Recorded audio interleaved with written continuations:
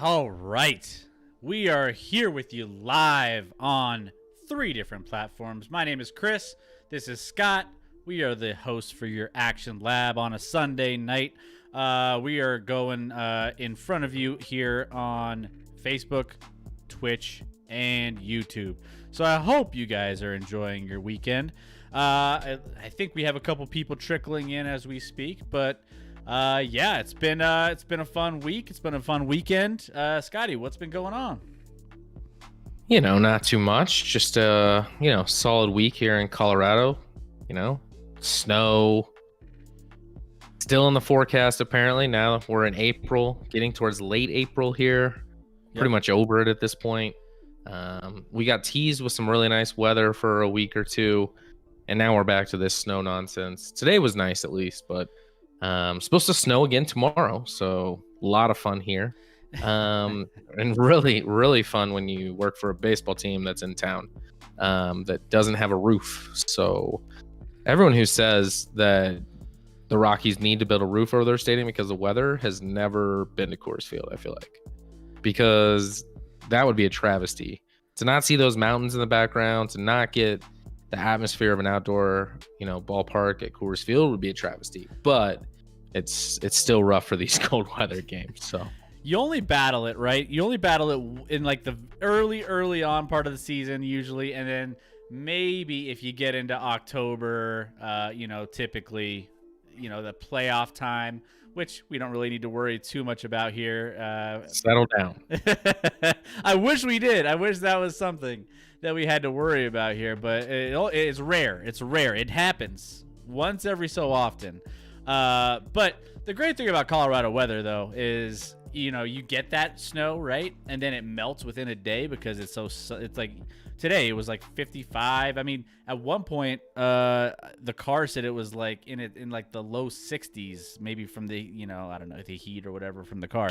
But yeah, it was like, I think your car's broke. Yeah, the temperature might be broke. But all I will say is we were able to get out into the yard and throw some fertilizer down, right? Hey, all the homeowners out there, you gotta make sure you're getting that fertilizer. You're getting your.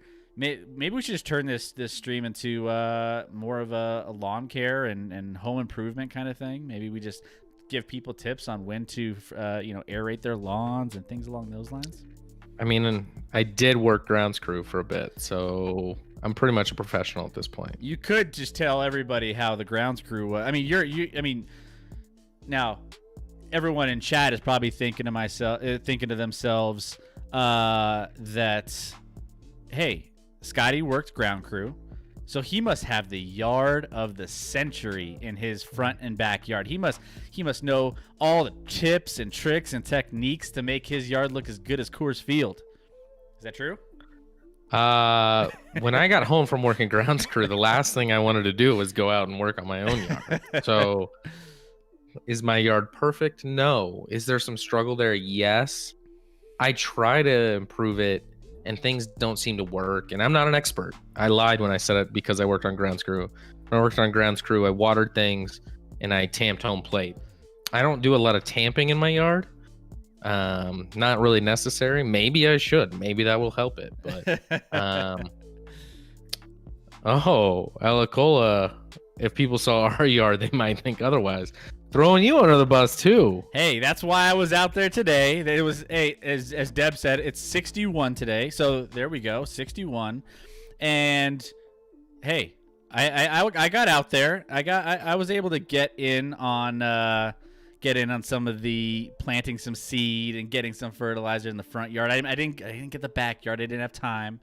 And Rachel in the chat, I gotta chime in on this. I can't wait for this. I don't feel like you need to chime in at this point. I think it's pretty unnecessary. You got all the weeds out, right? You got all the, weeds are not growing yet, so yeah, they're all out because they don't grow yet. I got a couple actually already. What? It's not good. It's not good. Those are just like leftover from last year, I think. I would love the real grounds crew to visit Lone Tree. Oh man, why don't you just get everyone to cruise on down to your house, Scotty? Get everyone. I don't know how much that would cost to get the grounds crew to come visit your house. I mean, we're on pretty good terms, so I think it would probably be free. They'd probably hook me up. Well, then send them my way. Maybe I should do that. That's not a bad plan. Send them my way, because I could definitely use. My backyard is a little rough. Yeah, no. Some of these yards just aren't easy. I think some pine tree needles in my backyard are affecting the lawn, and I don't know what to do about it. You do what I do, and you bust your ass to get all those needles out of your yard, and it's not easy. It sucks. It's probably one of the least favorite things. If you have evergreens We're way off topic, by the way. This is the Lawn and Garden show, by the way. This is the Lawn and Garden show, just so you know. Speaking of though, like, these stadiums. I remember working at. I worked with the Denver Outlaws, which is a local lacrosse team, and they play over at Sports Authority Field. Well, it's not Sports Authority Field anymore, but the Broncos venue right now, and the Rabbits, yeah. Empower Field. Empower Field, yes. And yeah, I mean, they take their grounds crew so serious. Like, if you're on an off day and you just happen to just walk on the corner edge of the field over there at Empower Field, oh, you'll hear from somebody in that grounds crew that they have like the cameras everywhere, and they'll just be like, hey, you're not allowed to be out there. You're not allowed to stamp on the ground and this and that. You should have seen the crazy firestorm there was when they had I think it was a Kenny Chesney concert over there, and it ruined the grass in midfield. And man, those grounds crew were having a conniption based off of like all of the stuff that they had to go through to get that back in place for the Bronco season. Whoo, man, those guys were having nightmares at night. Yeah, no, there's nothing grounds crew people like less than something that's not what's actually supposed to be played on the field, something like a concert. Like, they hate concerts. I know our grounds crew at Coors Field hates concerts, but I mean, that just tears up the field. And yeah, they are meticulous. They are intense. Full disclosure, last year during the, pandemic and stuff, I don't normally work in grounds crew, but we didn't have part-time employees, which they normally have on grounds crew. So people that didn't, in ticketing, we weren't selling tickets. So they had people jump in, help in different areas. I was helping on grounds crew. My first day on grounds crew, basically after the summer camp, and I was on the day crew, so we had our satellite crew. So the minor league team or players would practice in the morning. So they practiced in the morning. They were all on the field. They did BP, and then they did like a simulated game. After the game, I was told to get a hose and water some of the warning track, okay? Which I did every day for an hour. There were 3 of us. We all did a third of the field for an hour every day. That was part of my job. Pretty important to water dirt. Yeah. But so I grabbed the hose from where the hose is, and you plug into the field, right? But they told me what station to plug in at. So of course it's across the field. So I'm like, I'm just going to walk across the field because that's the quickest way to get to where I'm plugging in. No, I just all of a sudden see one of the ground crew guys just full out booking it, sprinting towards me, like, stop. And I'm just like, what? He's like, you never walk on the field on a game day. And I was like, okay. Good to know. I'm gonna go ahead and walk around on the dirt. That's fine. But at the same time, you just noticed that like there was a whole baseball game that just got played out here, right? Like, you're now concerned about my tennis shoes briefly walking across this grass. Anyway, we're gonna eventually break into sports, but this first full hour is gonna be lawn and garden, so buckle up. Yeah, lawn and garden. We got hate against the Rabbits, the Evergreens in the chat. We have maybe a little effort would be a start. Oh, okay. That's unfair. That's unfair. Just a little effort. There we go. Hey, by the way, if there's anything in the home and garden, your pet peeves, maybe now that we're getting into spring season, why not throw those in there, right? We got some people out there that have those things that really bug them about getting back into the yard when the weather gets nice, right? You got, maybe some nicer weather here in Colorado than you typically do in like the East Coast or maybe, the Midwest or something. But as far as that goes, let us know what's your least favorite thing to do in the yard, and we would like to talk about it a little bit. Maybe, who knows? Just throw it out there. But we have a lot to talk about. We're gonna dive into sports because that's what this show is all about. By the way, as far as everybody, last time we had Manning Fresh who popped in and followed, Jen from Facebook chat, Vic too.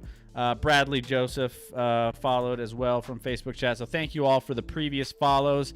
If you're here and you're new to the show, hit that follow button. Make sure you're making this a part of your Wednesday and Sunday nights, because that's when we go live each and every week. And we love to have you. We love to hear all your takes on sports and your teams. And we have some Philadelphia fans. We have some Minnesota fans. We have a little bit of everything. So we are local in Colorado here, so we always talk about our Colorado, which we will do later on in the show, about our Nuggets, Avalanche, Rockies, and Broncos. So we're going to touch on that as well. So Rachel in the chat, rabbits, rocks in the grass, pine needles, poop. I was just going to go for one thing, but you got a lot going on over there. Overgrown trees. Oh, man, the list goes on and on and on. Sounds like that's a lot for one person to handle. I don't know. Maybe you have some kids that could go out there and start picking up some things, and maybe put them to work, earn their keep, right? Yeah. All this is for. It's time. It's time. I'm working on my daughter to get some things. She puts away her high chair. She rolls it back into the corner, and that's her chore. She hasn't been doing that lately. She needs to start stepping up her game, but we're trying to put her to work. I digress. Let's dive in. We have a big show for you here tonight. So we have our second edition. We're trying to get you all prepped up for the NFL draft here. And we have a big draft special coming up on the Action Lab live when draft night kicks off. So we're going to be touching on all the live picks, updating it live on our stream, and making sure you are up to date with everything you need to know related to the draft. And we want to do this little series to get you prepped for everything, so you're not going into that first night and just you have no idea who everyone is past like pick 15, right? I mean, that's kind of what I would assume, Scotty, most people know, the first 10 picks, because those are kind of the hot picks. But then after that, you have between 10 and 20 and 30, you have those kind of middle first round picks that maybe you're not super familiar with who's going to be, slotted in those areas. And, those are big time players that you could be getting. So we want to make sure you guys know everything there is to know about the top 5 in each position. We covered already on the last show, on our Wednesday show, quarterbacks and corners. So, if you want to go check that out, we have our vlog in our channel. So go ahead and click that, and you can watch the whole show, get all the in-depth analysis on quarterbacks and corners. But tonight, we are hitting wide receivers and edge rushers. So, these are two big positions that a lot of teams really, really value, especially in this new NFL age, right? Offense is king. Quarterback, wide receivers, tight ends. If you aren't pushing the ball down the field, I don't know what you're doing in today's NFL. That's kind of where things are at. It's how many points you could put up. And that's kind of realistically, Scotty, we talked about this on the last show. There's not a lot of defensive players going in the top 10. It's mainly going to be a lot of offensive players. Yeah, this year, I don't know if that's necessarily the case every year. I agree offense is important, but making sure you get elite guys on defense to combat how good offenses are is important too. So I think part of why a lot of offenses in the top 10 is, one, quarterbacks are, of course, just coveted. So if you don't have a quarterback, you want to get a quarterback. It's likely that 4, if not 5 quarterbacks could go in the top 10 picks of this draft. So that's going to be a big part of that. Honestly, it would not surprise me at all if there is not a single defensive player taken in the top 10 of this draft, which I don't know if that's ever happened before. Like, that would be wild, but it wouldn't surprise me. I don't see a defensive player. I'd be really surprised if they go before like maybe 9 or 10 at the earliest. So they could be without a defensive player in the top 10. Depends on, some trades that could happen and this and that. But I think at 10, the team there would likely target a defensive player, maybe at 9. But before that, I think we're going all offense. We're going quarterbacks, wide receivers, maybe an offensive tackle or two. So loading up there. Yeah, there we go. Mayday, back in the chat. Welcome back, my friend. Back, and so is Bryce. We embarrass Arenado for you.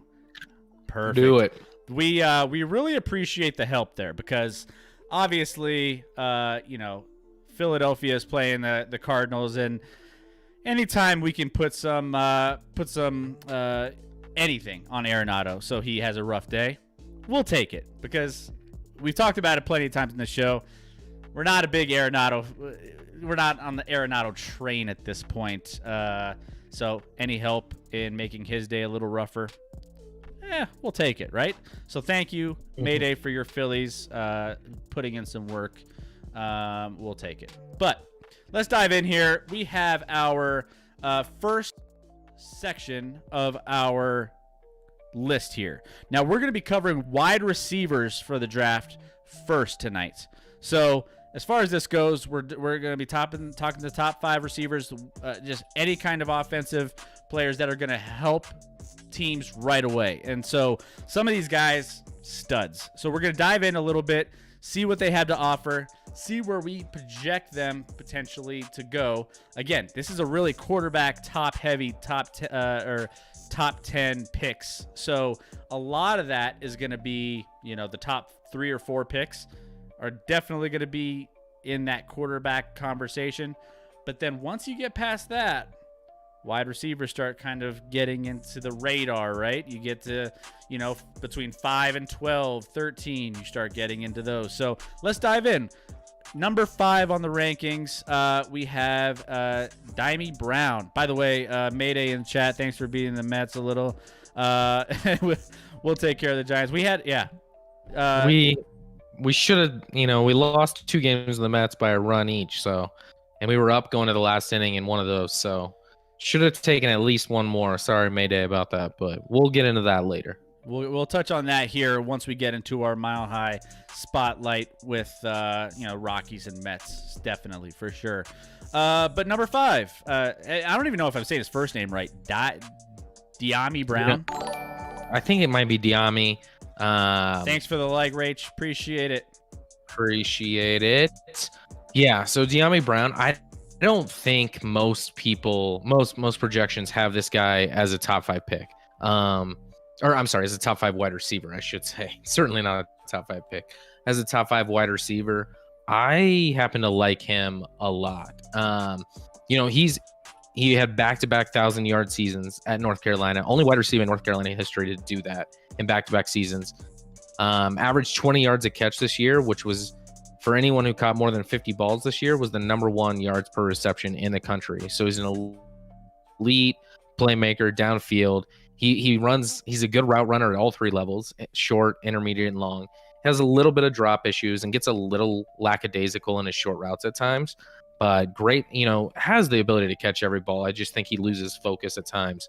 Needs to shore up the drops. He had 9 in 2019, but he did go down to only 3 in 2020 on 55 catches, about 1,100 yards, 8 TDs last year.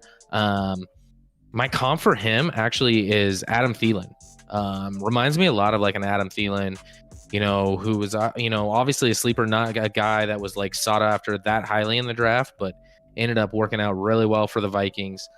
I like this guy a lot. Most people probably have him a little later than top 5. They probably have like a, we don't have a Kadarius Toney out of Florida, guys like that. But this guy at 6'1", what you don't find in this draft is if you're looking for a slot wide receiver, there's an abundance of slot guys. This is a guy that can play on the outside. This is a guy that's 6'1", not terribly tall, but one of the taller guys actually at this position in the draft. There's not a ton of. We're not going to find a guy that's your 6'5" freak like a Megatron or a Julio Jones that's just crazy athletic and 6'5" that can go up and do everything. So it's a good wide receiver class. I like this guy a lot. He's kind of my sleeper because I don't think most people would have him in the top 5, but I like him there a lot, and I would be thrilled if the Chiefs got him in the late second if he's still around.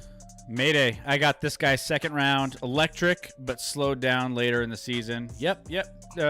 He's definitely a guy that, I've seen him on some boards around 9 on the wide receiver list. like rankings on the just wide receivers, not overall. So yeah, I've seen him as high as 6. So there's some people that value him a little bit more, some people that don't think he's as dynamic. But honestly, I mean, he can go vertical downfield. His career when it came to North Carolina, depth of target over the last 3 seasons for the Tar Heels was 17.1 yards, which is kind of ridiculous. So I mean, he's crushing like the long ball downfield. He's second highest of any receiver in this top 10.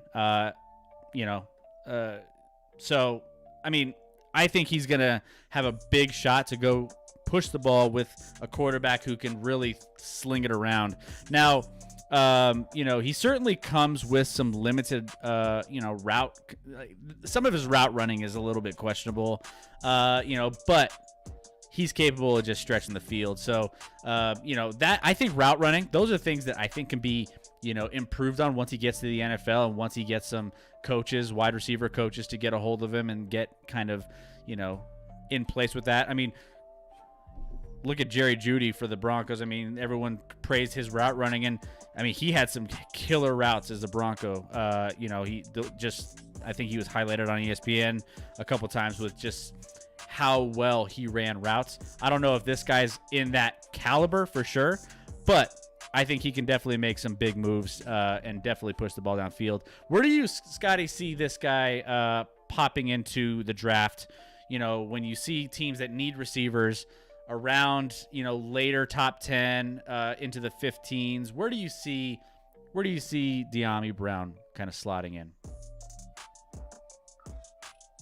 I mean, I haven't really seen him projected in the first round, so he's likely a second round guy, which doesn't mean there won't be 5 wide receivers taken in the first round. I think there likely will be, but everyone doesn't make the right picks at wide receiver. I mean, last year you look at the guy who far and away performed the best, Justin Jefferson. He was the 4th wide receiver taken in the draft last year.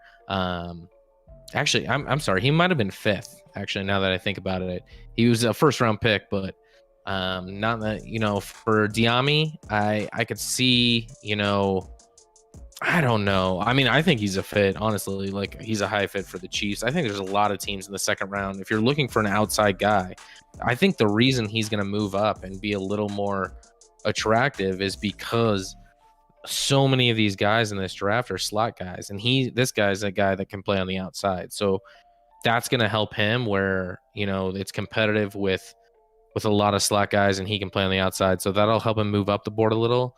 What team takes him? It's hard to say a wide receiver, especially when you move into the second round. But I think someone's going to find a gem when they do take him. Yeah.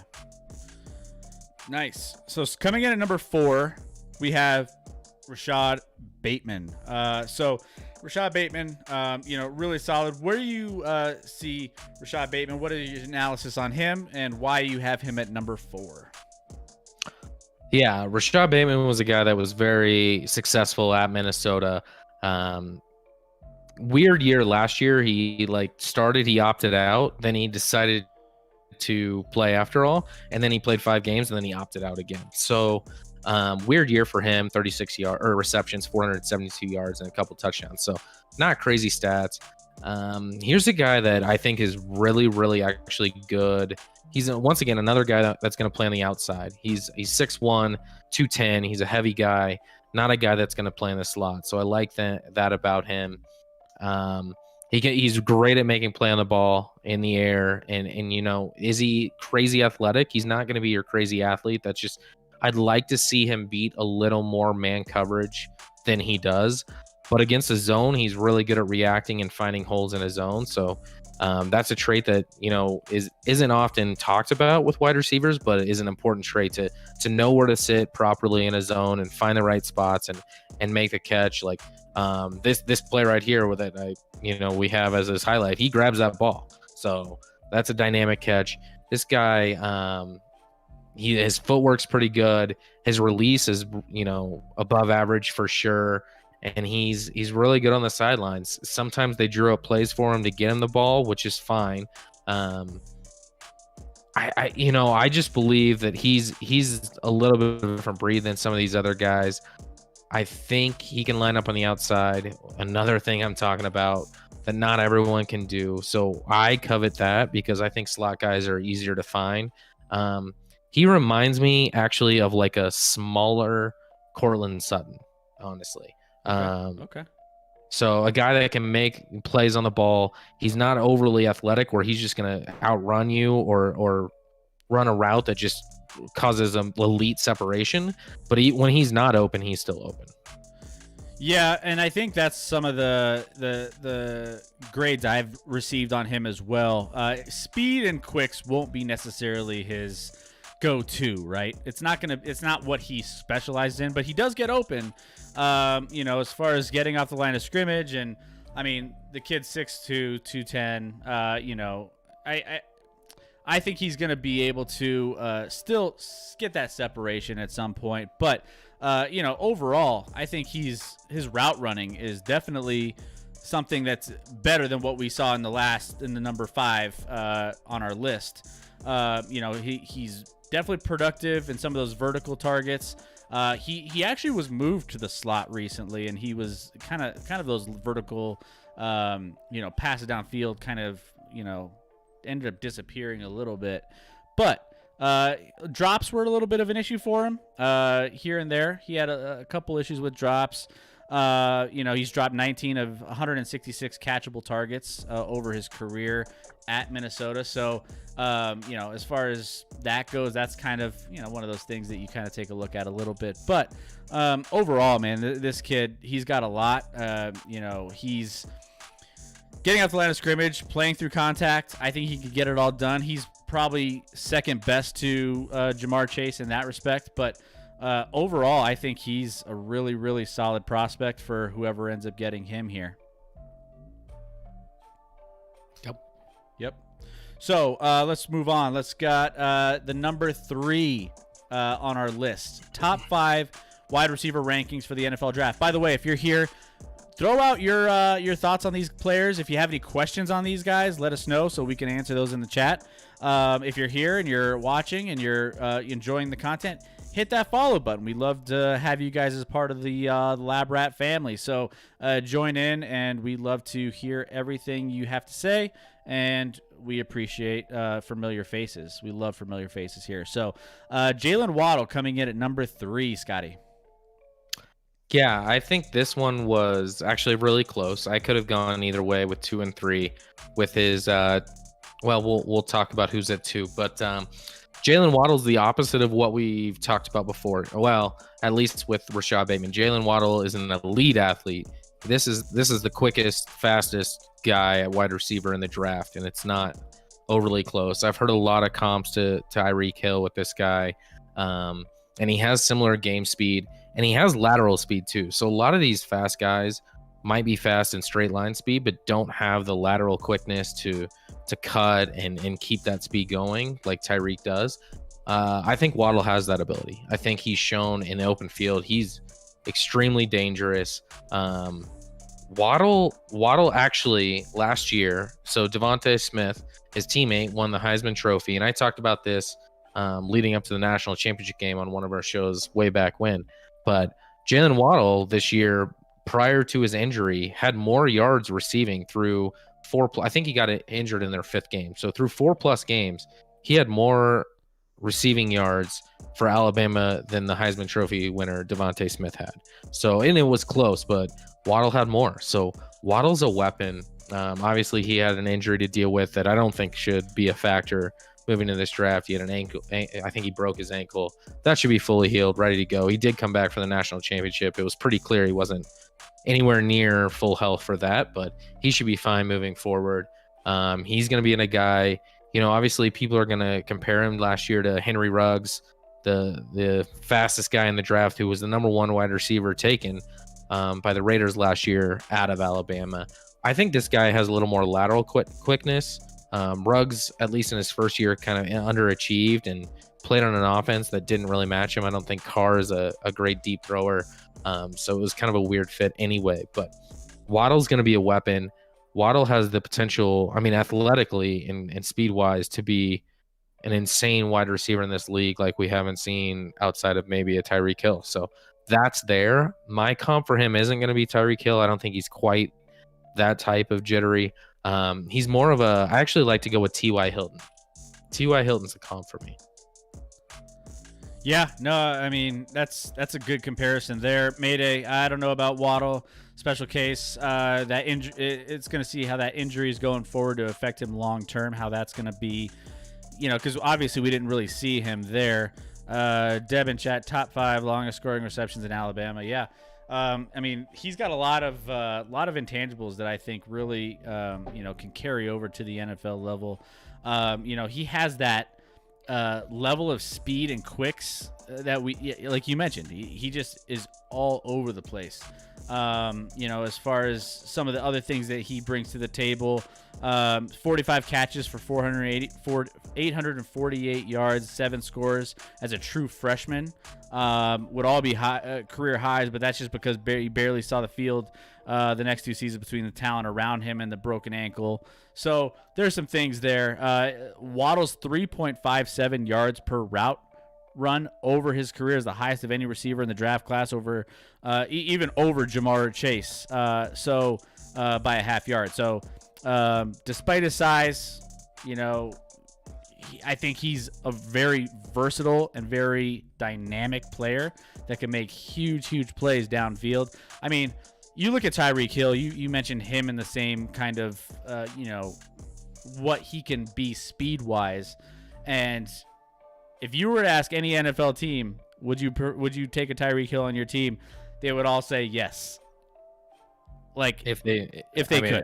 Why would they say no? They would be idiotic. They wouldn't. And that's why this kid is a game changer. I've seen him as high as number 2 on most wide receiver lists.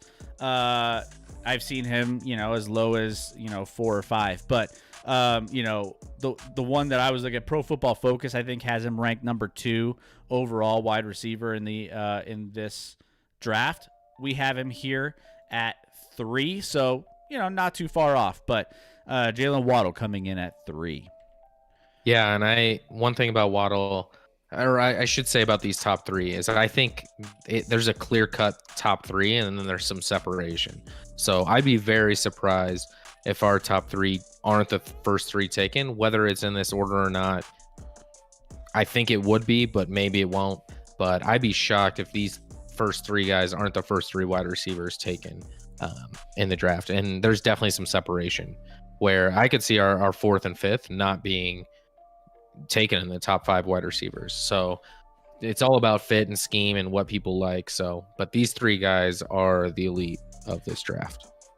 Yeah, Devontae Smith coming in at number 2 on our list. And Devontae Smith, after that national championship game, we were just talking about all the records that he was breaking, all the touchdowns, all the receptions, he just does it all. Like Alabama, as a receiver there, he just led the charge top to bottom. He was just absolutely incredible.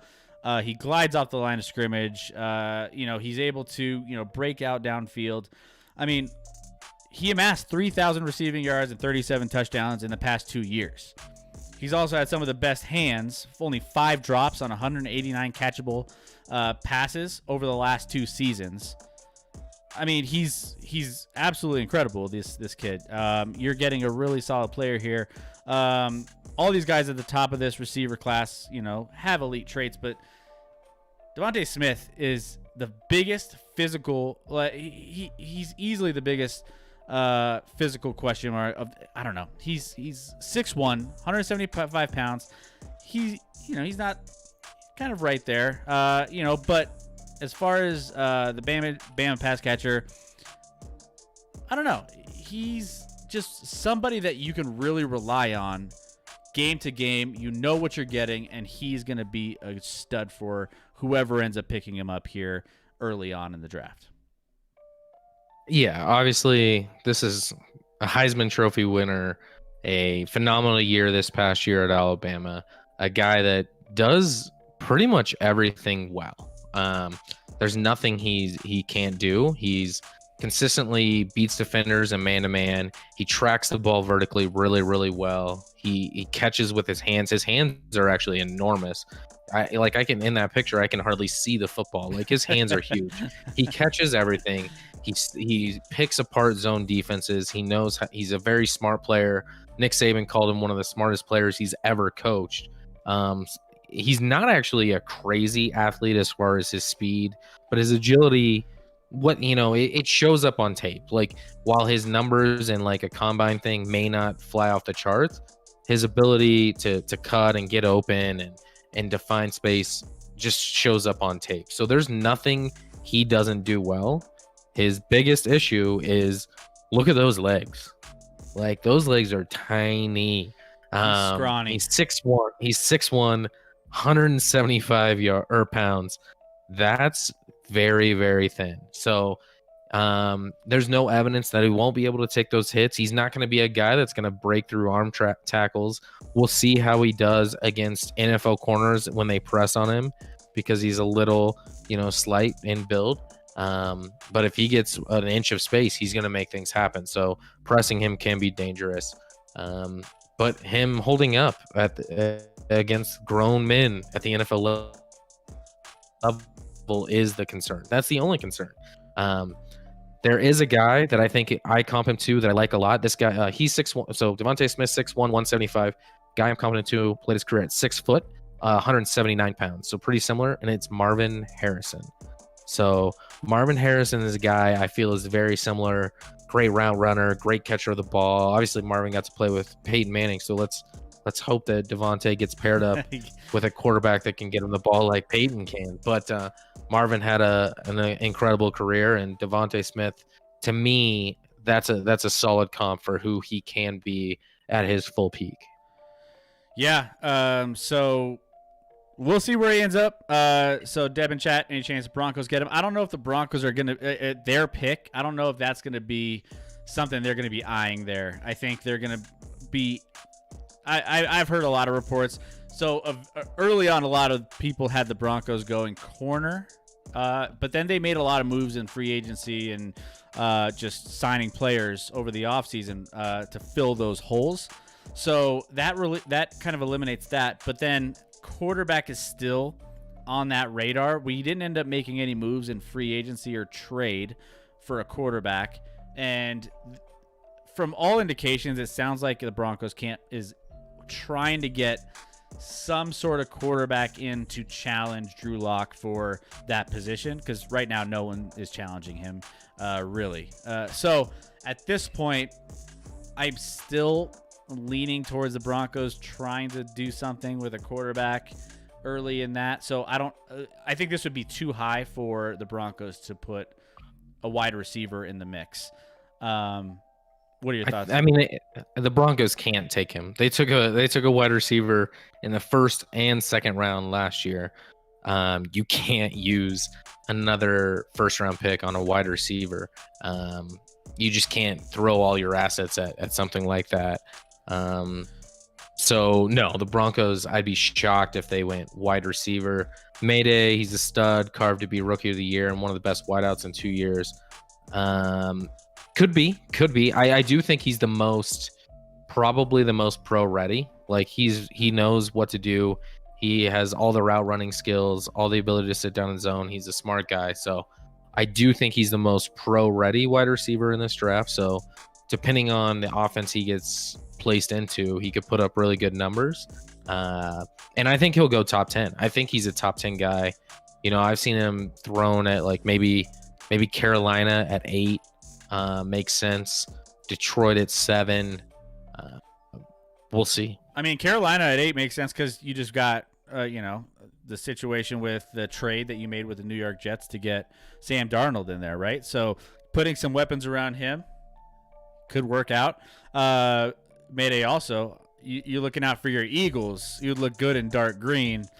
And that eagle on his head. Well, yeah. I mean, he's got to make it. Got to make it to 12. It's gonna be not gonna impossible.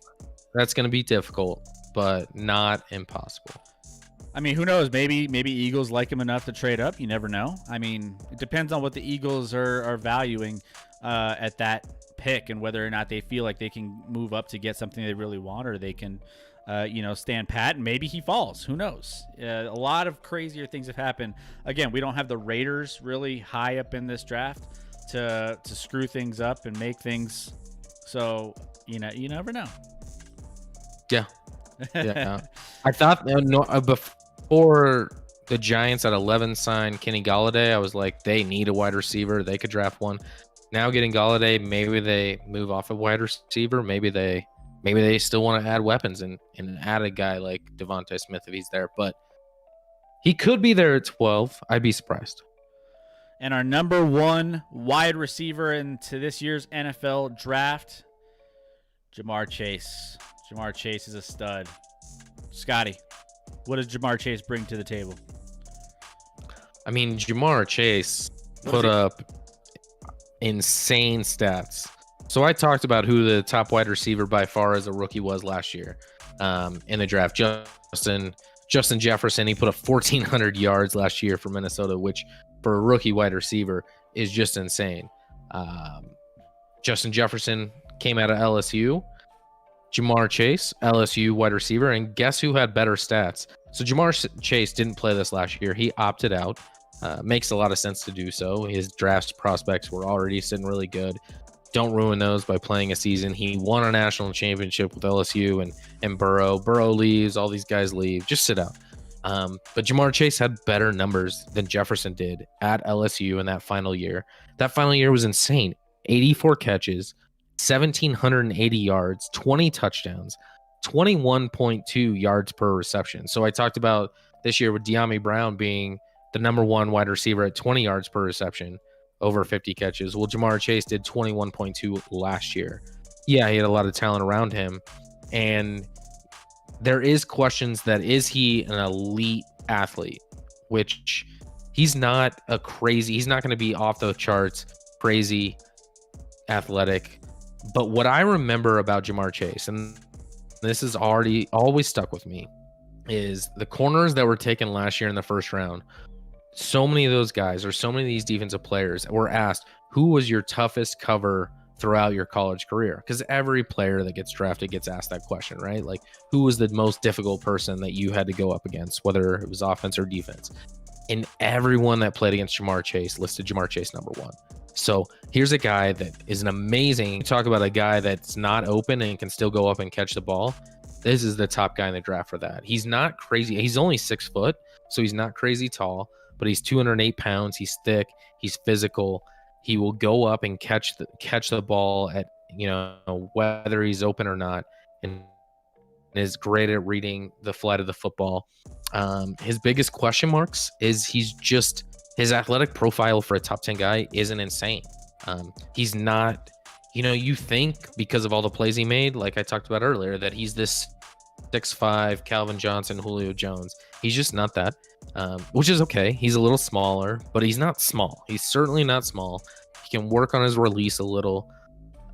But this guy he's a stud, and he's going to be, whoever gets him, I'd be shocked if he doesn't go top 10. He's definitely going top 10. So forget about it if you want him Mayday. It sounds like you want Devontae Smith a little more anyway, but Ja'Marr Chase is going to go top 10. Could be, I could see a reunion actually with his boy Burrow in Cincinnati at, what are they at? Number 5, I think.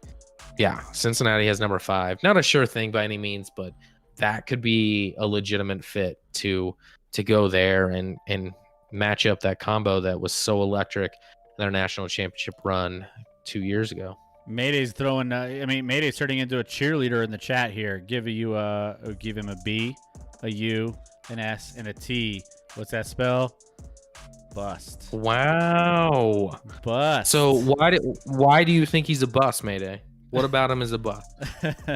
Throw it in the chat. Let's talk about it. I just think it's hard to call a guy that put up better stats than Justin Jefferson at LSU there last year to call this guy a bust when Jefferson just took over the NFL last year. Yeah, as far as Ja'Marr Chase, he's, after breaking SEC records, receiving yards, touchdowns in a season, he didn't have really much else to prove in college. That's why he ended up opting out. Again, when you just put all that groundwork in early on, it's easy to just say, all right, I'm going to take this year off. COVID. I already have a high draft stock.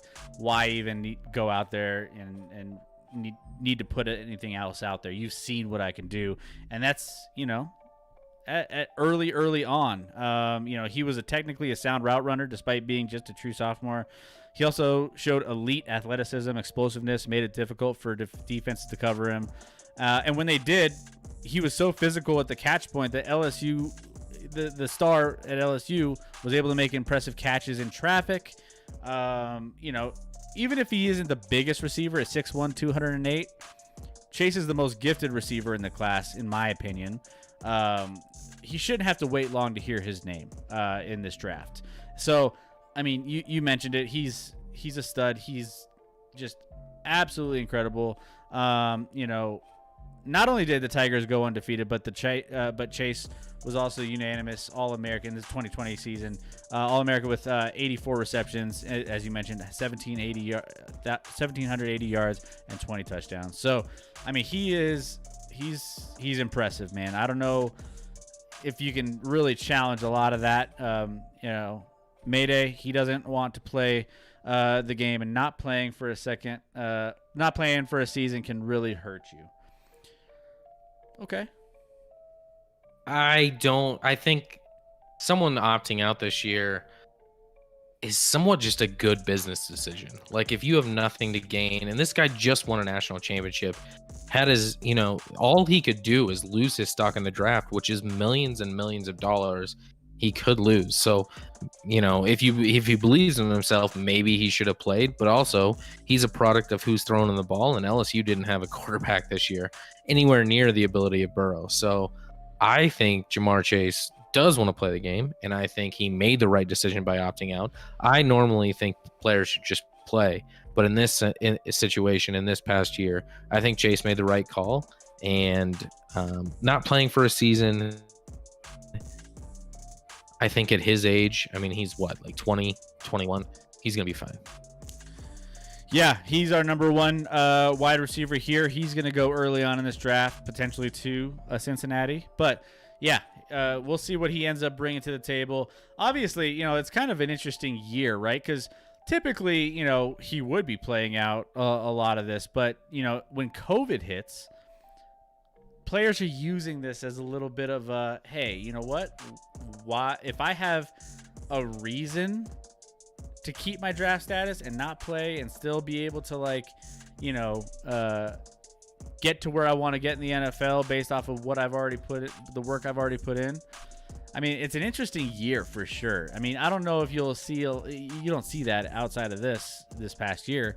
So take advantage of it, I guess, while you can, because it's not going to be able to do, you're not going to be able to do that any further moving forward, because once vaccinations and everything else, COVID gets a little bit less, serious, and people are a little bit more in tune with, being able to not skip games because everything's on the up and ups with the whole virus and everything else, then we'll be in a different situation. But if you can take advantage and make those, like you mentioned, business decisions, hey, do what you got to do. Mayday doesn't like this guy's ego, and reminds us of a Dez Bryant. I would remind you that if he plays like Dez Bryant, he's going to have a hell of a career, because Dez Bryant for a lot of years was an elite wide receiver in the league. He's lazy. I don't know if you can say that based off of his numbers, but you're entitled to that opinion, and we'll see what happens. Yeah, no, it's going to be interesting. That, going through this, this is the first in-depth draft kind of analysis that I've put in leading up to a draft. I know you typically, Scotty, go in and you are really into the draft, and this is going to be one of those first years that I'm really getting into it. And I can't wait for the season to start, because I want to see how these guys, we've done a lot of analysis on the quarterbacks, the corners, the receivers at this point, and soon to be edge rushers. But I'm excited for the season to kick off, it not only for my own team, the Broncos, because I want to see what they end up doing, but seeing not only just my own team, but how some of these players, Jamar Chase and some of the guys on our draft lists, end up panning out. Because, again, some of these quarterbacks aren't going to be good. Some of these wide receivers aren't going to be good. And to see who sifts to the top and who kind of falls to the bottom, it's going to be fascinating, and I can't wait for it. By the way, we're going to be jumping into edge rushers here in a second. And, before I do, if you're here, again, if you're loving the content, we have more positions we're going to be covering on Wednesday. So we're going to be doing more draft analysis. We have our big draft special coming up here on draft day. So make sure that you are following so that you know when we're going live on those special days. On, if we end up going and doing an extra day for the draft, maybe the second round, third round, if we have some time and we want to, add that onto our list, who knows, depending on our schedules and what we have going on. And we just happen to do a pop-up stream randomly to cover some draft. Hey, it's possible. So we need you to be following so you know when we go live each and every time. So, yeah. We could be going live on a Friday. Who knows? If Friday afternoon or Saturday evening. Who knows? But we'd love to keep you there. So make sure you're following. Love to call out those names for all those new followers in our chat. So let's dive in. We have edge rushers coming up here next. Top 5 edge rushers. Let's see. Mayday, hit that follow button, people. Yeah, appreciate it, Mayday. Thanks for rallying the troops. Appreciate it. Top 5 edge rankings in the NFL draft. We are starting out the number 5 here with Gregory Rousseau as our number 5 edge rusher out of Miami. Yeah, we're going to have actually 2 Miami edge rushers in this top 5. Although they didn't play a lot together. So here's another guy that Mayday's probably not going to like because he opted out of this last season. He did not play. His 2019 stats were absolutely crazy. He had 15 and a half sacks in a college season, which is wild. 19 and a half tackles for loss, over 54 tackles, a couple forced fumbles. So his numbers in 2019 were off the charts. This is a guy that's this is 6'7", so he's tall, he's lanky, he's not overly thick, but he's very tall.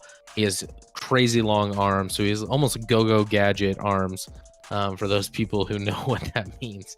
But his length is going to be his best trait, playing at the NFL level. When he can extend his arms and get around guys. He's not overly twitchy, so he's not crazy quick off the ball.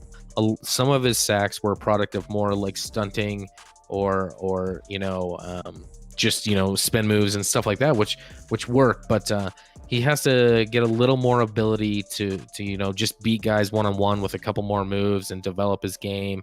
I would have liked him to play. Actually, this is a guy that I think should have not opted out last year. Like when I say Jamar Chase made the right call, maybe this guy made the right call, but I would have liked to see him develop his pass rush a little more.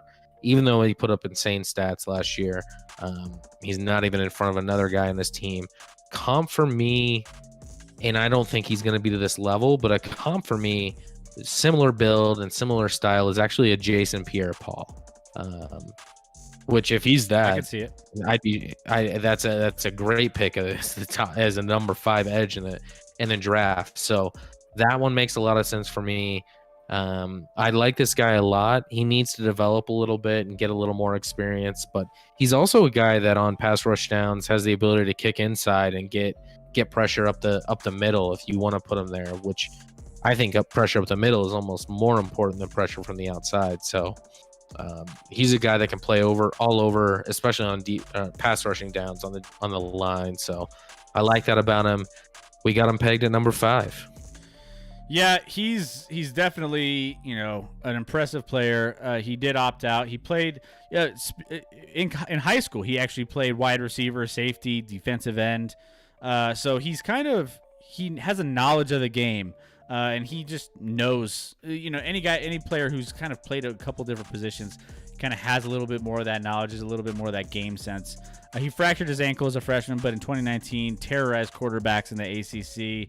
Finished second in the nation with 15.5 sacks. He was named first team All ACC, in that season. So, he was definitely, a really big impact player for them. Now, obviously sack production, 16 per, Pro Football Focus charting in 2019. His down-to-down effectiveness wasn't nearly as dominant as the sack total would suggest, but he's still going to be really solid. As you mentioned, a lot of people have said the inside rushing is one of the things that he's really good at. When lined up outside of offensive tackles, he earned only a 71.3% pass rushing grade. But the fact that he could still be somewhat effective on the outside and then get that pressure on the inside, I think that gives him a little bit more versatility here that you could coach him up to get even a little bit more out of him. But Mayday loves him. One word, beast waiting to smash somebody. So you're all over Gregory here. Loving what he can bring to the table. Which is interesting because he opted out. So are you sure? Are you sure he's not just lazy? Yeah, no, I think he's definitely good. He's repping that 305. He's obviously got the jewelry to go with it. So, I didn't think college kids had money, Scotty. No, this is a Miami thing. When they create turnovers, they put on I don't know, it's like a turnover chain or whatever it is. So it's a thing with a lot of schools, but Miami kind of, I feel like maybe started it and hyped it up a lot. So they love putting that chain on and celebrating. So yeah. So Miami had a lot to celebrate on defense this year, huh? But hey, here we go. Top 5 edge rankings. Number 4, Aziz Ojulari. Man, I'm struggling. Ojulari. I'm struggling with the names. We got him. I will say all 5 of these players in the top 5 are somewhat difficult to say. Can people help us out and just name their kids like Chris or Scott us? Like Chris or Scott. Help us out here. We have simple names, right? It just makes it easier for everyone. But here we go. Number 4. What is this Georgia product bringing to a potential team here in this NFL draft? Yeah, I mean he's really versatile. He's got the ability to play off the line of scrimmage a little bit more than any of these other guys. So he's a little smaller. That's his biggest problem. He's only 240 pounds. So setting the edge on a run, playing on the line of scrimmage, on stopping the run or holding his own and overpowering players, he's not going to do. But his technique is really strong as a pass rusher. He has no issues as a pass rusher. It's whether he's going to have the strength and weight to hold up on the other downs and play there all the time, or if he's going to have to move back and play like a Sam linebacker, off the ball linebacker type position. So he's kind of a flex guy. Lot of ability as a pass rusher, though.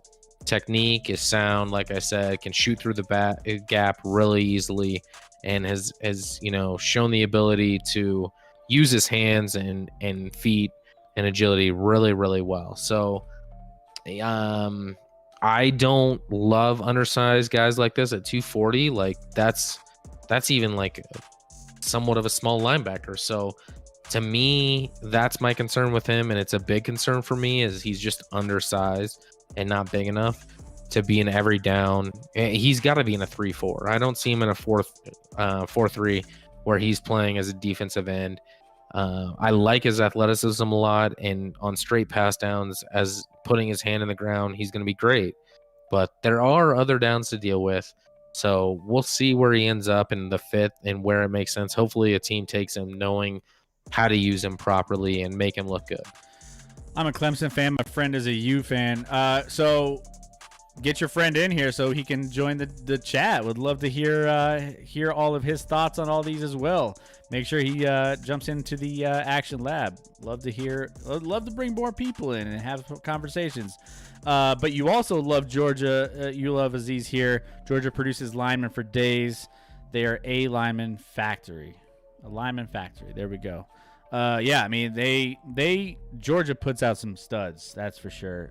They're definitely, when it comes to linemen, offensive linemen, defensive linemen, they're not a bad place to pull some players from in the talent pool.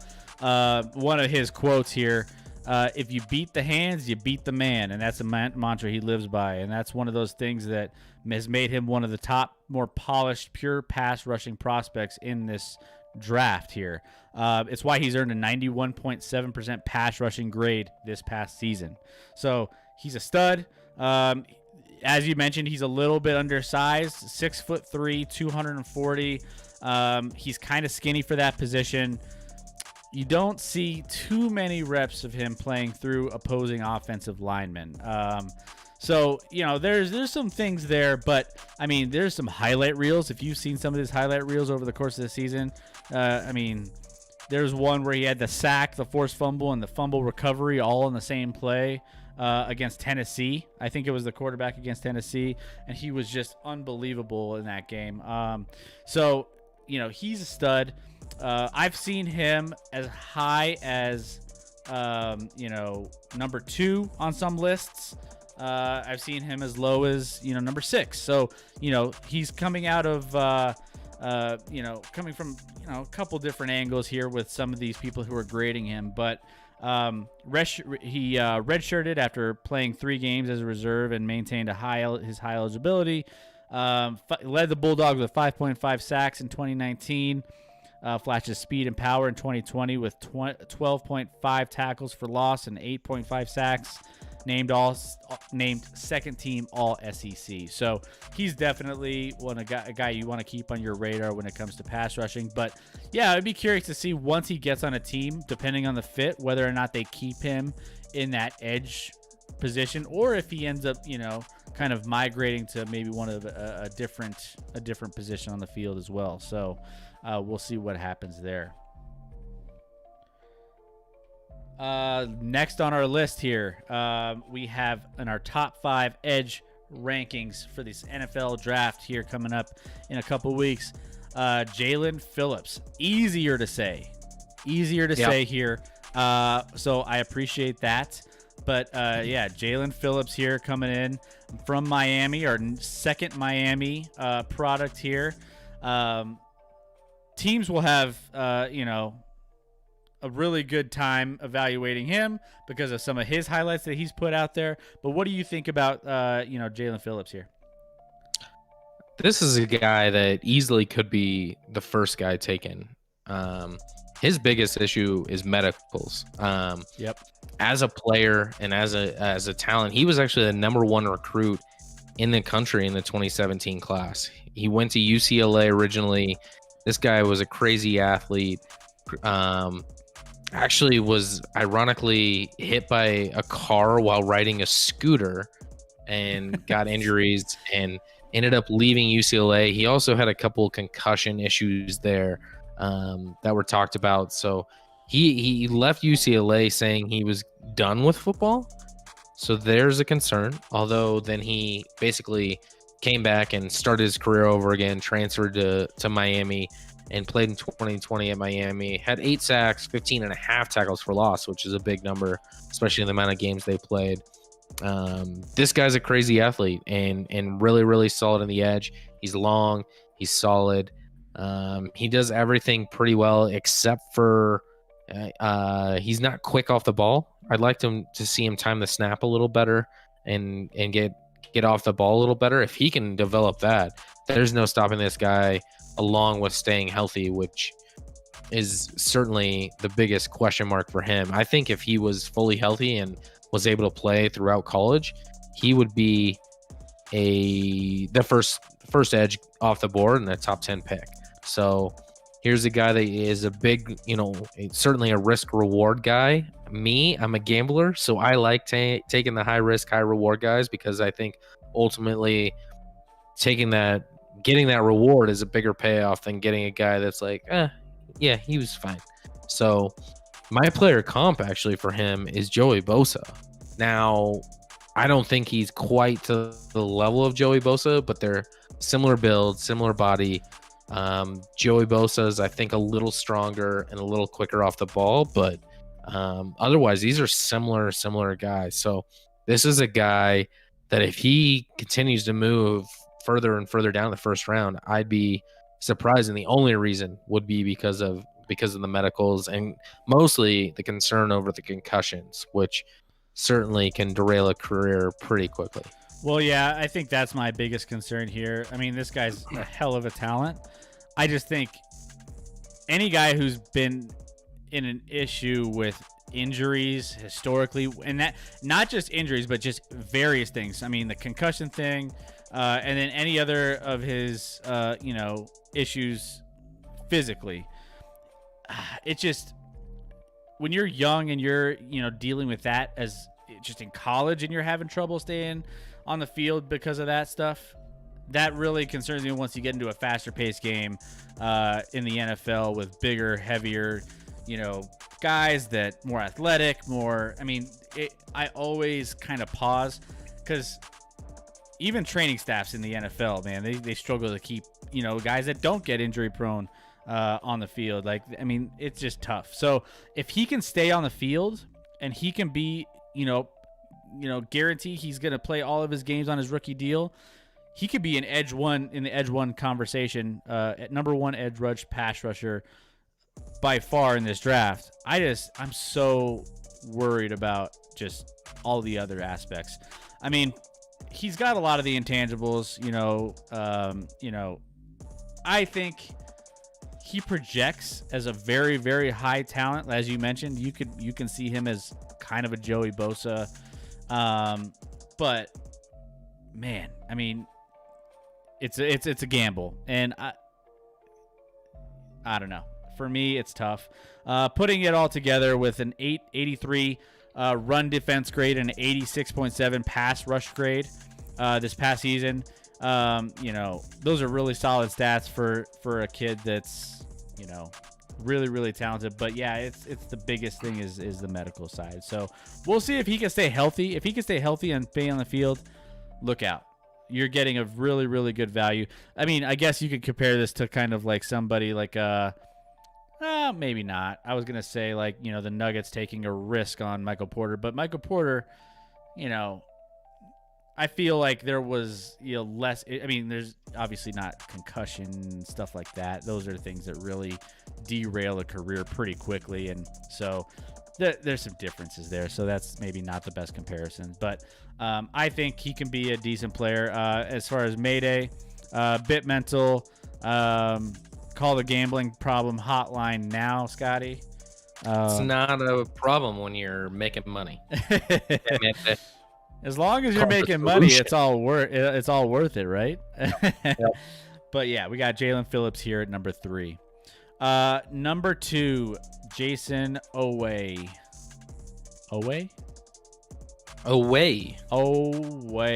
Jason Oweh. So Jason Oweh is, top 1, top 2. I've seen him kind of bouncing up and down in the top 3, as low as top 3. So he is definitely he's a close second, freakish edge rusher behind our number 1, but he's made the top 10 in a couple different lists because of how his explosiveness. 250 pounds, redshirt sophomore, reportedly runs a 4.4 40-yard dash. He's fast. Man, he is out of control. 6'5", 252, 4.33 40-yard dash, vertical 36 inches, broad jump 10.7. He's a freak athlete. But, what can you say? This kid is all over the place. What do you got for him, Scotty? Yeah, I think this one's a gamble, and that's why I like him so much. Call that hotline, Scotty. Yep. Mayday is talking about don't like him, watch him his whole career. So Here's a guy that did not have a sack this whole last season. So if you look at his numbers and look at it on paper, you don't want to touch him. But more than any other position, in my opinion, in the draft, athletic profile and what your athleticism tells you plays out more at an NFL level with edge rushers than any other position. And this dude, as you talked about, is an athletic freak. Like, he athletically is insane. You know, at his size, 253, runs like a 4.4 40.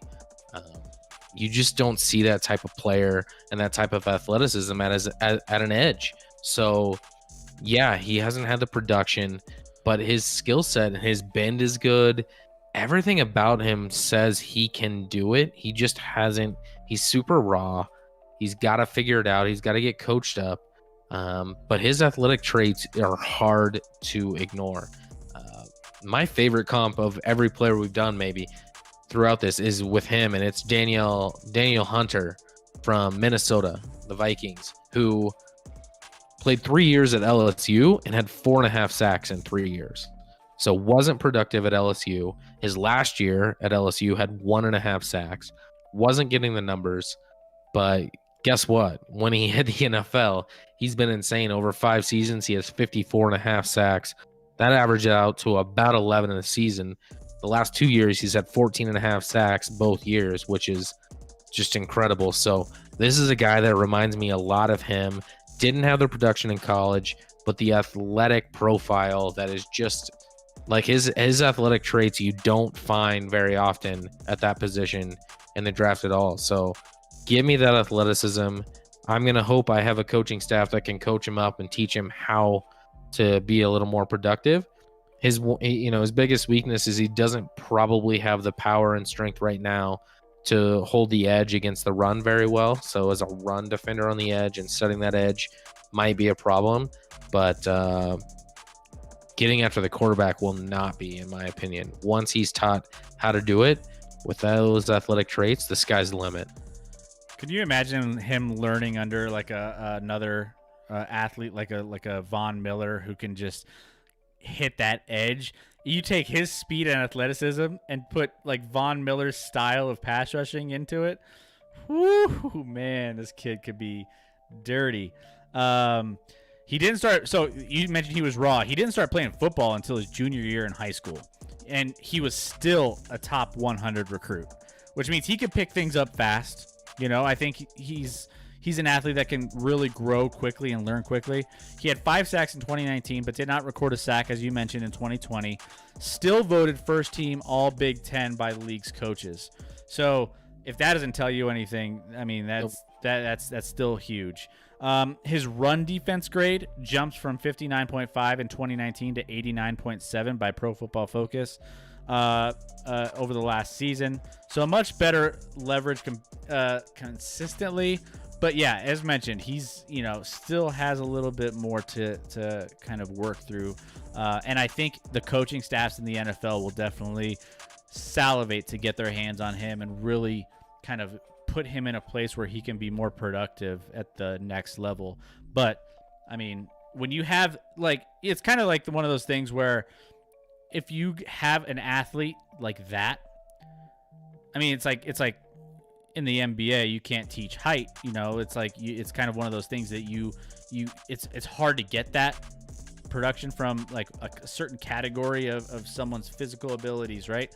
But he's got everything else. He just needs to be coached up in how to be that much more effective. And I think he's a dirty player. He could be really, really solid. So, yeah. I'll put it this way. I'm not a huge Mel Kiper.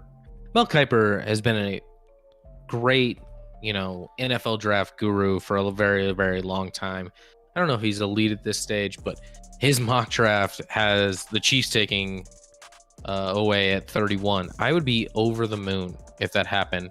Actually, and he did a 2-round mock and had Walker Little, offensive tackle from Stanford, who had injury issues. Beyond that, I'm diving into Chiefs stuff, I know, but if Mel Kiper's draft comes true for the first 2 rounds for the Chiefs, I'm going to be ecstatic. If this guy's there at 31 and the Chiefs don't take him, I hope there's a elite offensive tackle still there as well, because otherwise I would jump all over this guy. Yeah. No, he's got all the base tools to succeed. So we'll see how he ends up panning out.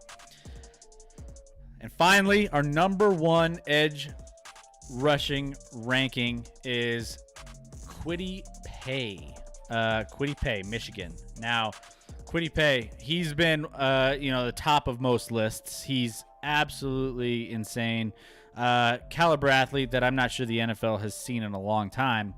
His sub six, I don't know if you combine nerds out there, he had a sub 6.5 3-cone drill at 260 pounds is like the craziest thing you'll see. Go Google that YouTube it if you haven't seen it.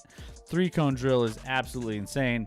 The type of turning ability is precisely what is needed to win at the edge in the defender position, and he brings that. Combine that with his explosive get off and elite play strength. You have the makings of a true freak at the position, which he is. Paye has made massive strides in his recent seasons. In only 4 games in 2020, he racked 22 pressures on 11 run stops. As a result, he saw his overall grade in Pro Football Focus go from 80.9 in 2019 to 86.3 this last year. That continued improvement is what is really impressive here, which means he's still getting better and better. And just wait till he gets some college coaches or some pro coaches on him to even push that to the next level. He was named 2019 all second team all Big Ten after making 50 tackles, 12 for losses, 6.5 sacks.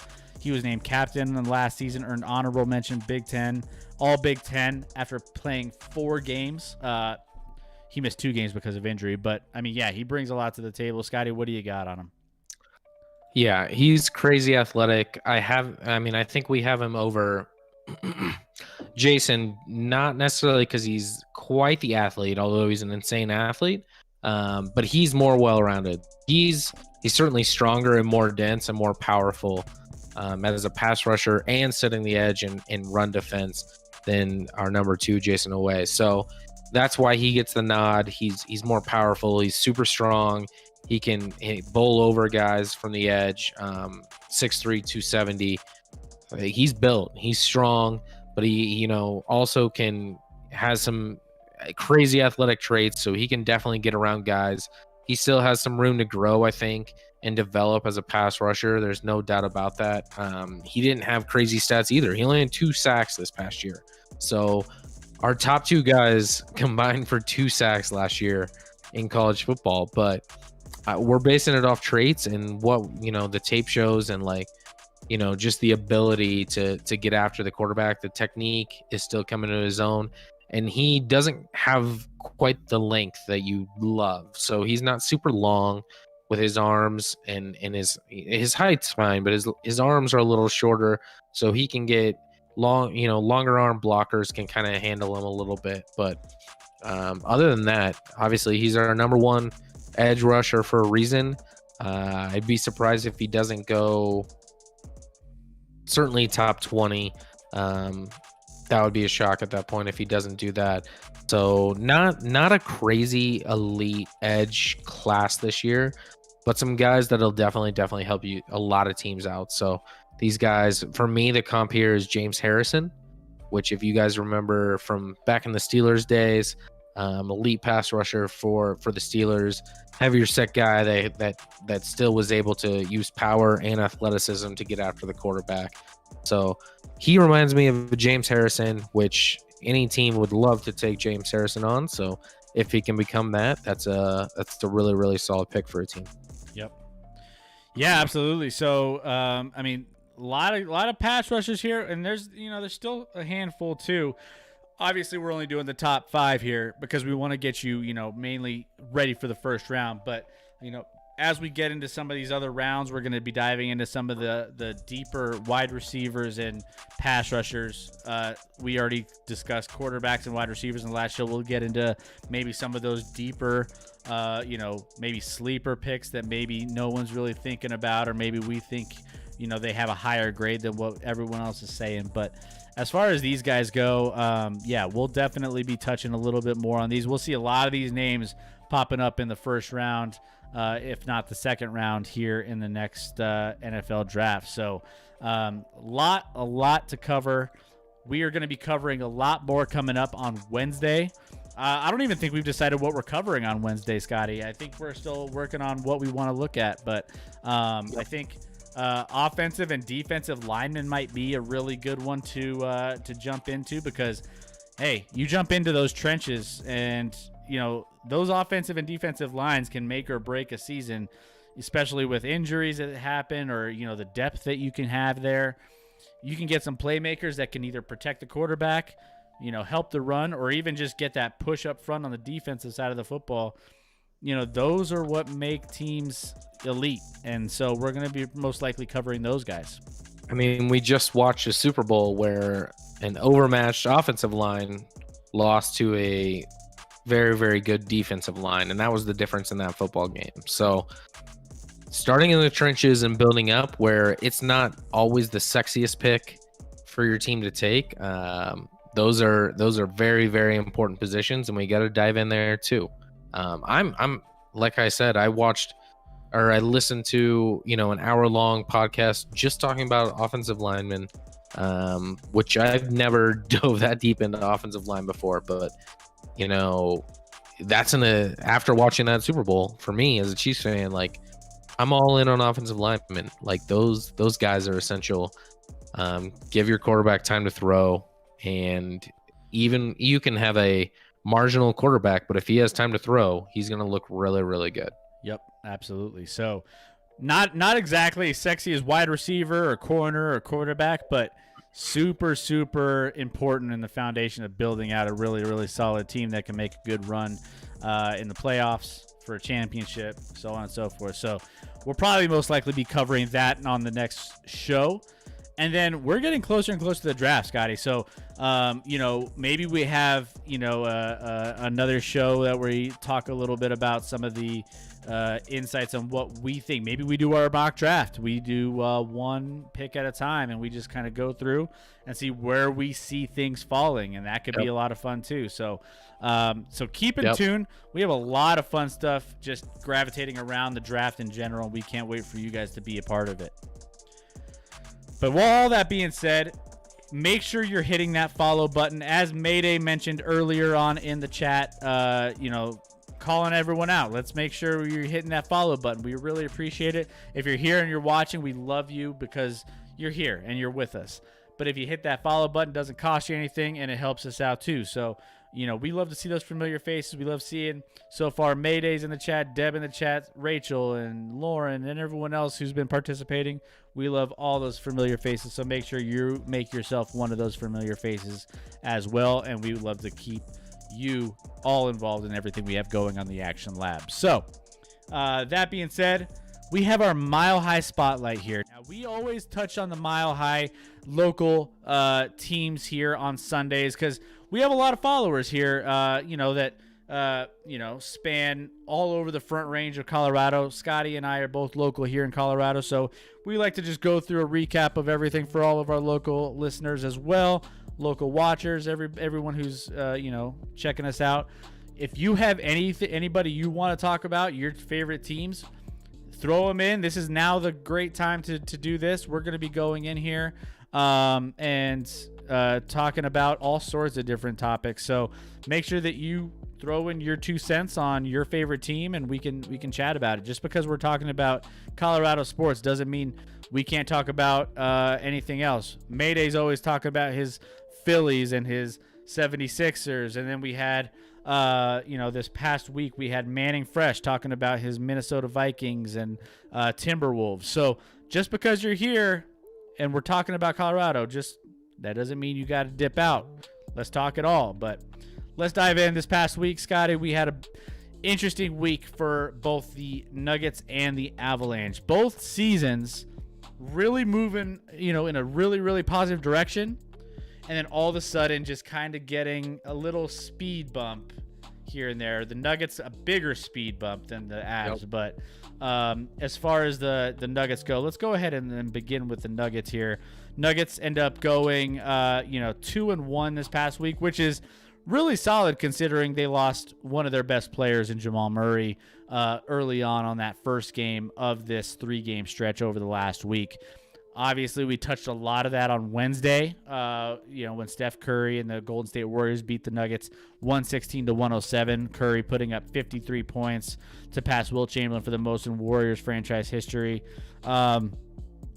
But that wasn't the big, aspect of that. It was the Nuggets losing Jamal Murray to a torn ACL. Nikola Jokic, 27 points, 12 rebounds, 8 assists. Michael Porter added 24 points, 9 rebounds. It just kind of a deflating game, towards the end. It happened with, 50 seconds left in the game. So really, really unfortunate. 7th straight game, scoring at least 30 points for Steph Curry. He's on a legendary tear right now. He's the best shooter in the NBA and in the history of the NBA. You're seeing his stats nightly, but just a rough game there to start out this 3-game stretch. And then the Nuggets actually bouncing back a little bit to see wins against Miami and against Houston. Both teams kind of still up and down. Not exactly the best competition, but you did see some good performances coming out of Nikola Jokic. He got a triple-double against the Miami Heat, 15th of the season at that point. So they ended up winning 123-106. Porter had a great game, 25 points, 10 rebounds. 6 Denver players scored in double figures. First game without Jamal Murray, and then the second game without Jamal Murray,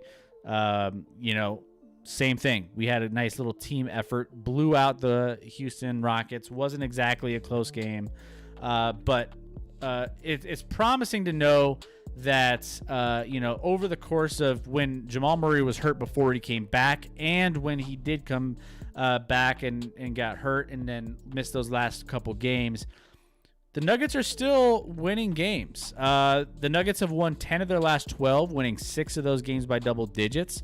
And that's, again, without Jamal Murray in a majority of those games.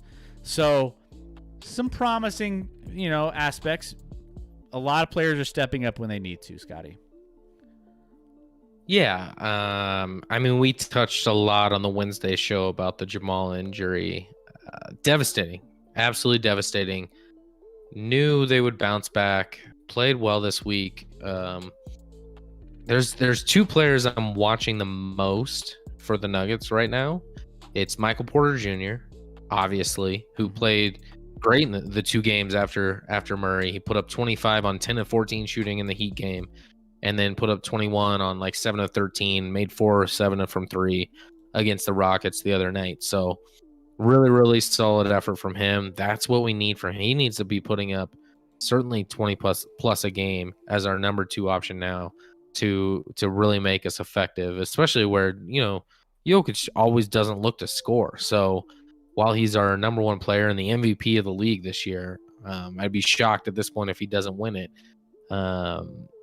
We need Porter to hit shots and be a scorer like he can be. And he's figured out how to cut really well. He's starting to learn how to play with Aaron Gordon. Aaron Gordon's a way better passer than I ever knew he was. Yeah. On the offensive side of the ball. He's passed the ball really well.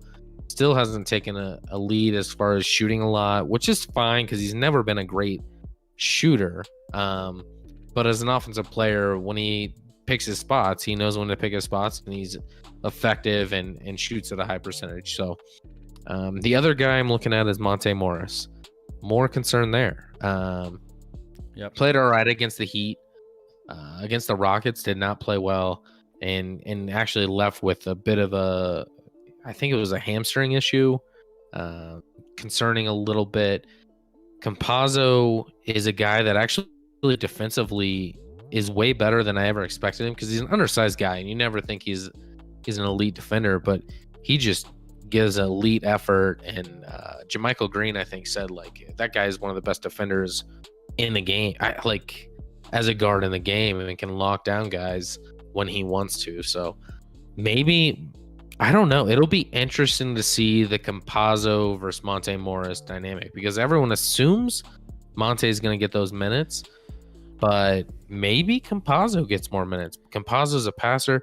Campazzo's 3-point shots come around a little bit better early on in the year. Early on in the year, it was ugly. He had a step back the other night that I was like, okay, like I didn't know that was in your game. Jamal Murray's teaching him that.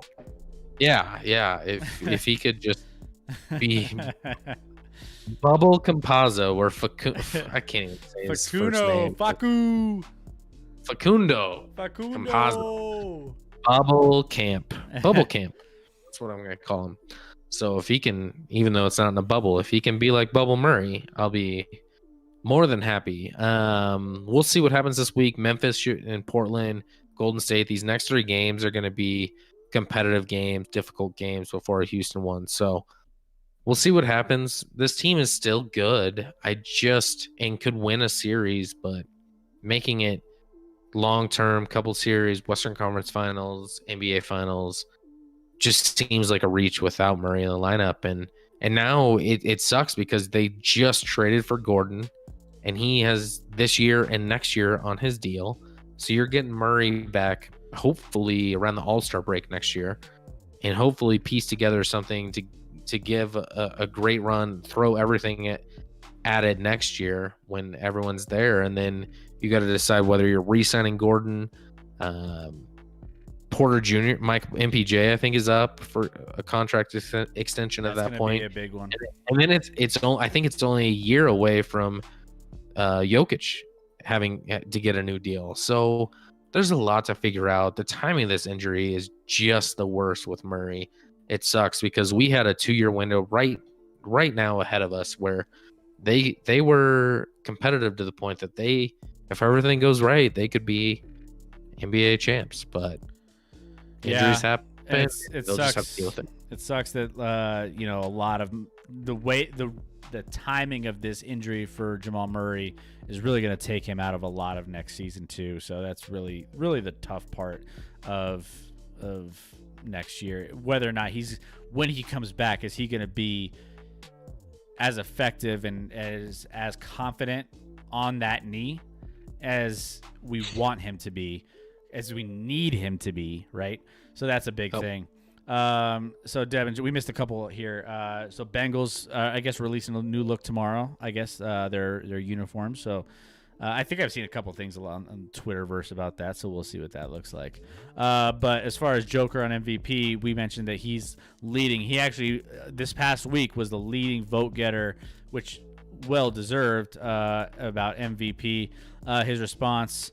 It would be an honor, but it's about playing basketball, winning games at this point. Other front runners said that they were MVP jokers, class act off the court as well as on the court. So, no, yeah, he's not. I mean, that's the thing with him. He doesn't have the ego to go with everything that he's getting.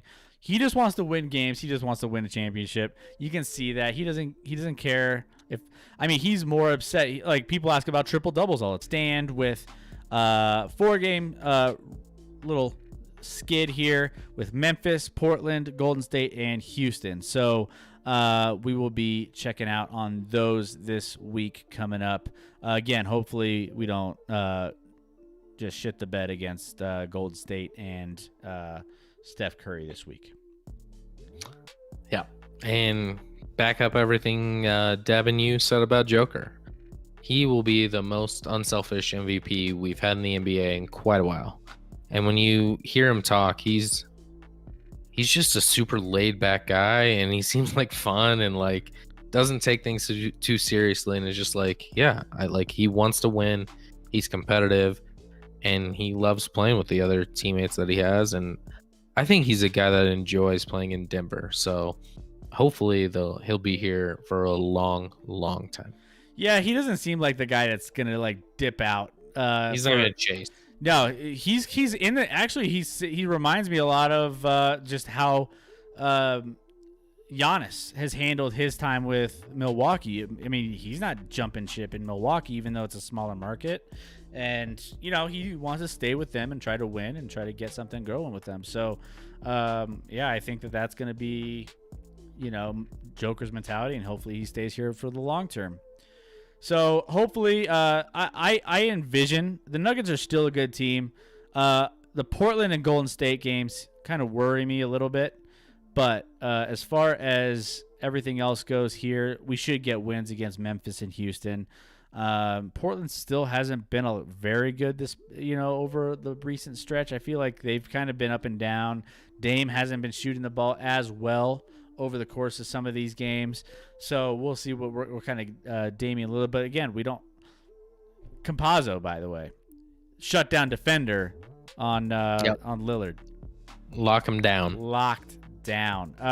By the way, I was excited. This was like very, very early on when we were talking about Campazzo when we first got him here. And I was really excited, and you were kind of like, yeah, he's. And I'm not there yet with him, but I'm really encouraged because the hype that I saw from what we were getting with him is kind of translating over finally, and it's taken a little bit of time, but giving him more time, maybe he's one of those guys that benefits from getting more more to eat with all these minutes. And he'll be able to, kind of hone in on his game a little bit better because I think he can be a really decent player.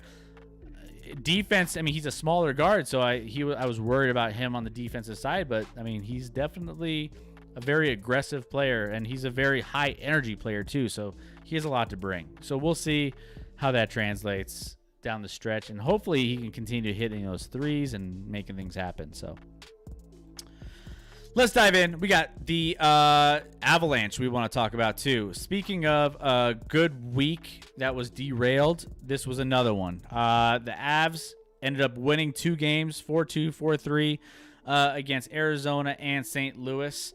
Now, they ended up getting their latter end of the week games canceled due to COVID-related issues.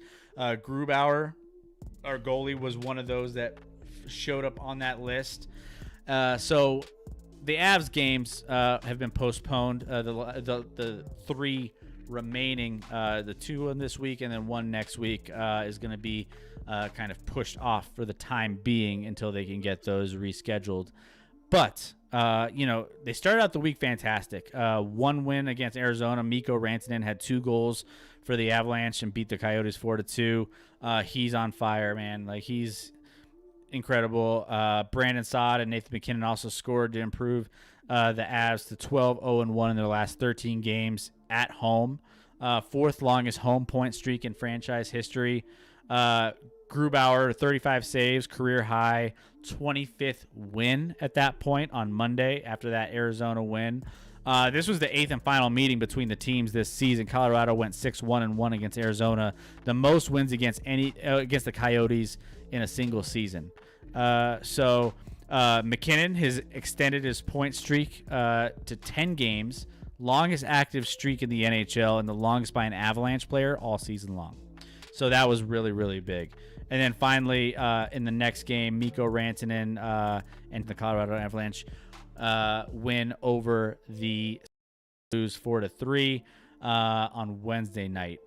St. Louis remained 1 point ahead of Arizona with 2 games in hand in the race to the final playoff spot in the West Division. So they're still battling out, Arizona and St. Louis. Also, Carl Soderberg made his Avalanche debut after being acquired Monday from Chicago. He played for the Avalanche from 2015 to 2019.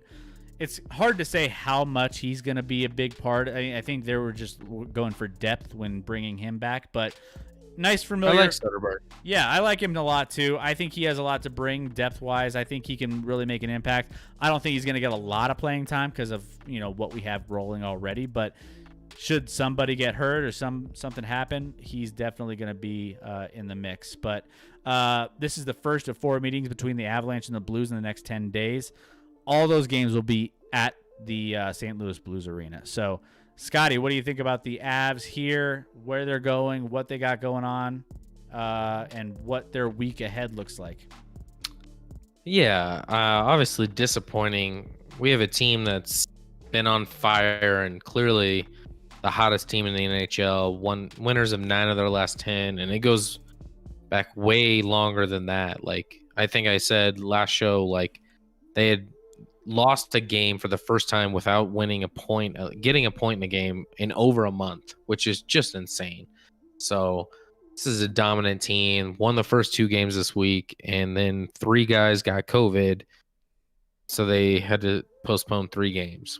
So apparently, you postpone 1 game per guy in your roster that gets COVID.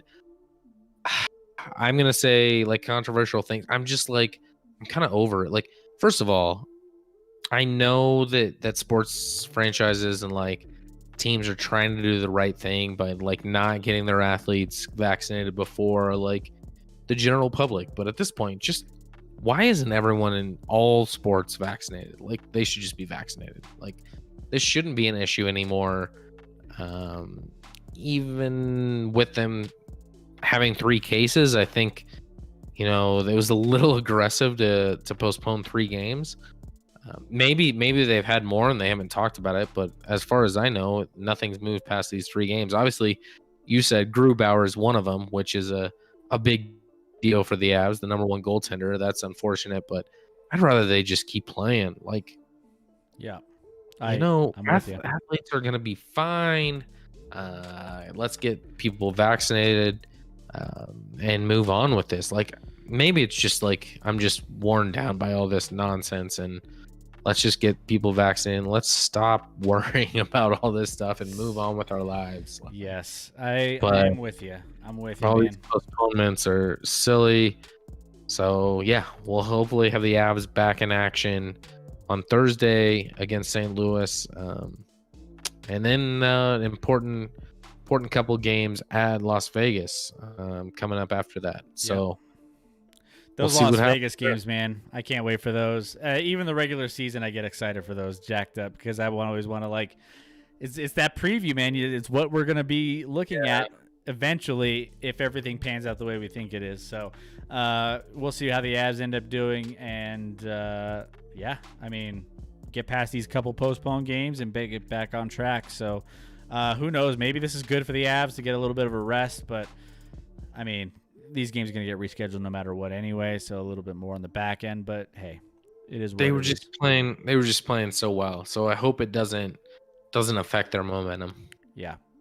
And then finally, just real quick, just touching on unfortunately the worst team in baseball at the moment. Whoa. Record-wise. And hey, they're with the New York Yankees there at the bottom. So, I mean, hey, it's interesting company to be holding down there, 5-10 for the Yankees. But the 4-12 Rockies had a rough week, to say the least. The Dodgers really, Dodgers was a rough series, obviously. And then the Mets, just we had the postponed game that kind of threw a wrench into things with weather because we had some snow out here. And then we got 1 win against the Mets on that. But other than that, it was kind of a rough week. All right, I'm going to stay positive here, as positive as you can be with a 4-12 record. So 4-12 record, over 16 games, 7 of them have been against the Los Angeles Dodgers, who are, by anyone's account, the best team in baseball. 13-3. 13-3. They lost today to the Padres, but otherwise, they've been, so they're 6-1 against us, and then they're 7-2 otherwise. So they're just a dominant team. And then you look at the Rockies. Otherwise, they're 3-6. That record isn't pretty either. But in those games, they're actually like a +6 in run differential. They're 3-6 in those 9 games with a +6 run differential. So when they're losing, they are just performing incredibly at losing close games. Almost of their 12 losses, I believe, and I'd have to double check, 9 or 10 of those are by 2 runs or less. So they're not exactly getting blown out and manhandled by these teams. Their starting pitching is doing a really, really good job of keeping them in games and keeping them competitive. They have a really, really solid starting rotation for the most part. And they don't even have Kyle Freeland in there, who's one of their better starters. So hopefully he'll be back towards the, latter part of May in a month or so and shore that up even more. But the lineup itself has not been hitting, not been pretty there. The road trip was ugly, couldn't score runs on it. Didn't win a game on their last road trip, so went 0-6 on their first road trip of the year. Lost 2 games to the Mets here by a run each, and then won the other game by kind of handily. So when they win by a lot. When they lose in tightly contested battles, unfortunately. So the silver lining, as silver as you can get, you need to get silver lining. Yep. 4-12 team is half their games have been against the best team in baseball, and in those other half games, they've actually, despite the 3-6 record, outscored those teams, by +6. So they're -10 on the whole season as far as run differential with a 4-12 record. Like, there's, the Tigers at 6-10 are -28 in run differential. The Tampa Bay Rays are 8-8 and they're -13. So, do I think the Rockies are going to be some sort of epic team? No, but are they as bad as that 4-12 record to how they've played so far? I don't think that either. So, we'll see what happens. They got another, 5 games on this homestand, 2 against Houston, and then 3 against the Phillies coming up. Your Phillies, if you're still here, Mayday. So we'll see what happens there. But I don't know. They're hanging in there. They're fighting hard. They're losing close games, unfortunately, right now.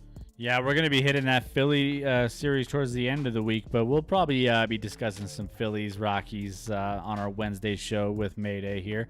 Yeah, I think I don't know if you're still there, but if you are, hey, hit us up. Let us know who you think is going to win that series. Obviously, you're going to be a little bit biased. It's going to take the Phillies to sweep.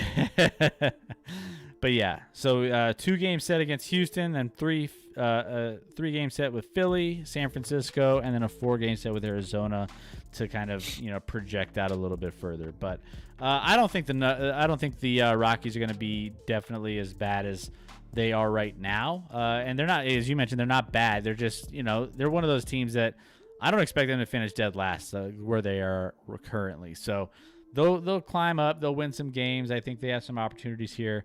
So we'll see how they do in the next week and see if they can get through and get some big performances from some of their starting pitching to keep them in some of these close games. So, so that's kind of where we're at. Not a lot of Broncos news. Again, we're going to be touching a lot on Broncos as we get closer probably to the draft. We might even cover some on the rundown here on Wednesday on maybe where we think the Broncos are going to be picking and what. There's a lot of rumors going on with the Broncos on whether or not they're going to try to move up and make a move to get into the top 5 picking to try to get a quarterback potentially. Some reports are saying yes, some reports are saying no. So it's just kind of all over the place. But as far as they go, I would be shocked if they are not interested in a quarterback, because that's something that they really need to address, whether or not they're going to be giving any challenge to Drew Lock in that role that he's currently in. Because right now he's just sitting pretty. There's no one really there to push him to be, a backup or starter or whatever. So we'll see what ends up happening there. But yeah, we'll touch more on the Broncos here coming up in the next week. Definitely a couple weeks for sure. But as far as everything else goes, that's going to wrap up our Sunday night edition of the Action Lab. We are so happy that all of you guys were along with us on this Sunday night, gearing up for the week ahead. We will be hitting you midweek here and making sure that you have someone to, Scotty and myself here to get you halfway through and make sure that your week is not completely awful if you're, having a rough week, or just enhance your week if it's already been a good week. So we'll be either way. We'll be helping you out one way or another. So thank you, Mayday. Thank you, Deb. Thank you, Lauren and Rachel, everyone else who jumped into chat and participated tonight in the stream. It means a lot that you guys are here and always with us. Love the familiar faces. Again, I called this out earlier on in the show, but Manning Fresh, Jen, Brad, and Kay Vogel from past followers. Thank you all for being a part of it. And then also, we also see the analytics of people who pop in and kind of give us a watch. So, we like to give shout outs to people who just watch that may not even chat. Noondays, Commander Root, Have This Too. All of those guys all of you that are watching and maybe not following, we appreciate you guys as well. Thank you guys for being here. It means a lot that you're here just checking us out. So thank you so much. Scotty, anything else you want to throw out there before we jump off here on a Sunday night? No, I appreciate all the love, guys. Thanks for tuning in. We'll see you Wednesday and continue to talk about this draft and move forward there. So I'm excited to do it and love you all. So have a good start to your week. Love you guys. We will see you back here in the lab on Wednesday on Twitch, Facebook, and YouTube. All the platforms. Can't wait. See you then.